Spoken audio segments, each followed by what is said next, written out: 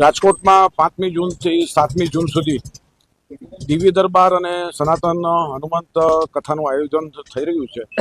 વિજ્ઞાન જથ્થા જે ધાર્મિક આયોજનને આવકારે છે, પરંતુ ધીરેન્દ્ર શાસ્ત્રી છે, જે કોઈ જગ્યાએ જાય છે ત્યાં વાદ વિવાદ, વાતાવરણ દોડાય છે, અશાંતિ ફેલાય છે, કાયદો વ્યવસ્થા જોખમાય છે. આ શખ્સ છે એ કથાકાર પણ નથી અને સંત પણ નથી. તેને રાજકીય પક્ષને ઓથ આપનારને કીધું કે 4 બાળકો પેદા કરો, વણમાયકી સલાહ આપી છે. પોતે પણ જે લોકોમાં ખોટો દહેશત ઊભી કરે છે. વિજ્ઞાન જાથા એ નક્કી કર્યું છે કે આ કથા દરમિયાન એના વિરુદ્ધની અંદર સૂત્રોચ્ચાર, એ ધરણાનો કાર્યક્રમ અને જે પરચીની વાત કરે છે, દિવ્ય શક્તિની વાત છે, આ તમામ વસ્તુ અવૈજ્ઞાનિક, અવાસ્તવિક અને બોગસ છે. અમે 3 પ્રશ્નો પૂછવાના છીએ અને અમે એના 3 પ્રશ્નોના સાચા અમારા વિજ્ઞાન મંચમાં આવીને સાબિત કરી આપે તો અમે 50 લાખનું અને 1 કરોડનું ઇનામ જાહેર કર્યું છે. અને જો એ સાચા પડે તો વિજ્ઞાન જાથા કાયમ માટે બંધની પણ જાહેરાત કરી દઈશું. અમને એમાં નિસંકોચ આ કથાકાર ધીરેન્દ્ર શાસ્ત્રીએ લોકોનું કલ્યાણ થાય, લોકોને સાવધાની થાય તેવું આજ સુધી એક પણ કૃત્ય કર્યું નથી. લોકોમાં દહેશત ફેલાવા છે અને અશાંતિ ફેલાવા સિવાય કોઈ કાર્યક્રમ આપ્યો નથી. આ માત્ર ને અંધશ્રદ્ધા ફેલાવાનું ને ભ્રમ ફેલાવાનું કામ કરે છે. દેશને બાબાઓની જરૂર નથી, દેશને વિજ્ઞાનની જરૂર છે. બાળકો છે યુનિવર્સિટી તરફ પડે એની જરૂર છે.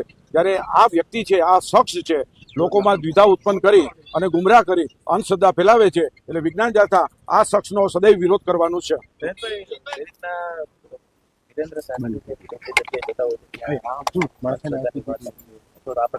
અમુક લોકો વિરોધ કરીને એને ક્યાંક મોટા કરવાનો પ્રયાસ કરતા કઈ રીતના જુઓ છો? અને ખાસ કરીને ગુજરાતની અંદર અંધશ્રદ્ધા વિરોધી કાયદો છે, તો આની સામે પગલા લેવા જોઈએ.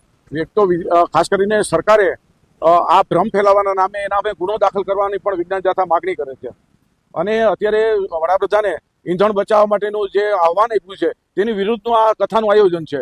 અહીંયા હજારો ને લાખો માણસો આવશે, વાહનોનો પેટ્રોલ ડીઝલનો વ્યય થશે, તો આ જવાબદારી કોની? અને આ વ્યક્તિ છે જ્યારે એરપોર્ટથી પોતે કથા સ્થળે આવશે ત્યારે હજારો વાહનો છે એ ક્યાંથી આવશે એનો પેટ્રોલનો ડીઝલનો વ્યય થવાનો છે.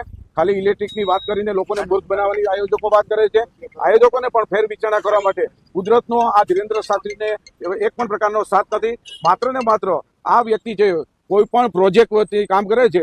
લોકોના પ્રાણ પ્રશ્નો, બેરોજગારી, મોંઘવારી એને બીજે ધ્યાન દોરવા માટે આવા કથાના ગતકડા ઉભા કરી અને લોકોને ગુમરાહ કરે છે.